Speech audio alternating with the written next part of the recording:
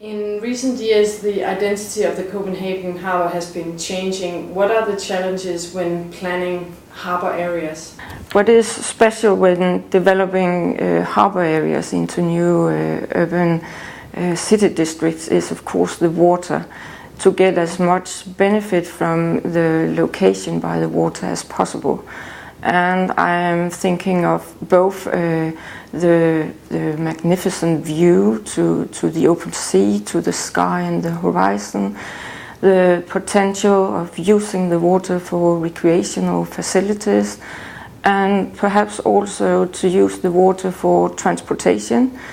If doing so, you can take off the pressure of the road structure. What is being done in Copenhagen to meet these challenges? The most important project these years is the transformation of Nordhavnen, the North Harbour. The Nordhavnen is going to be developed into an urban city district with 40,000 inhabitants and the same amount of workplaces in the next 40 to 50 years to come.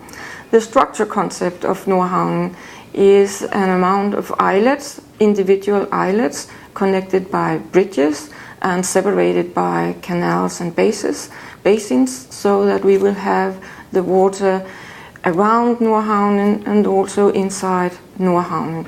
Each of these islets will be an individual city quarter with its own characteristics. It will be a dense city with a skyline like the one we know from the historical part of Copenhagen, 3 to 6 stories. It will be a city district with a lot of recreational facilities by the water and at the water, green areas, blue areas.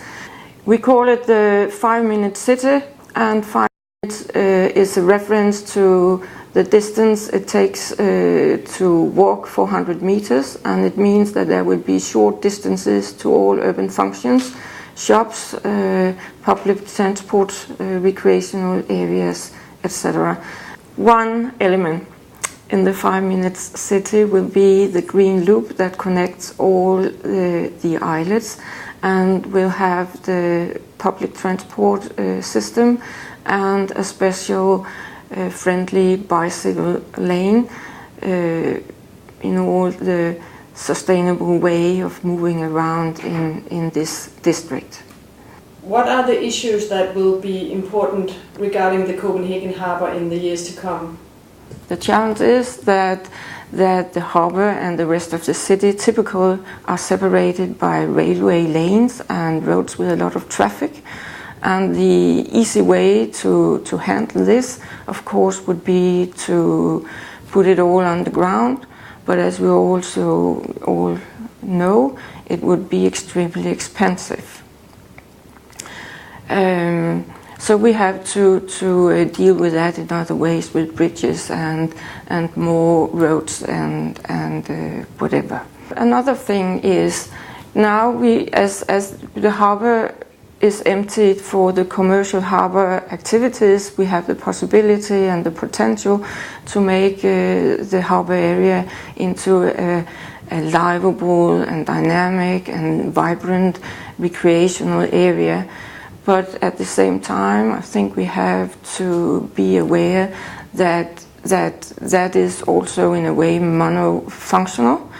And if we could use the water for transportation, having more ships back in the harbour, and we see it in some cities that they are blessed with a lot of ferries, connections to other part of the country, connections to smaller islands in front of the harbour, or ferries going along the harbour.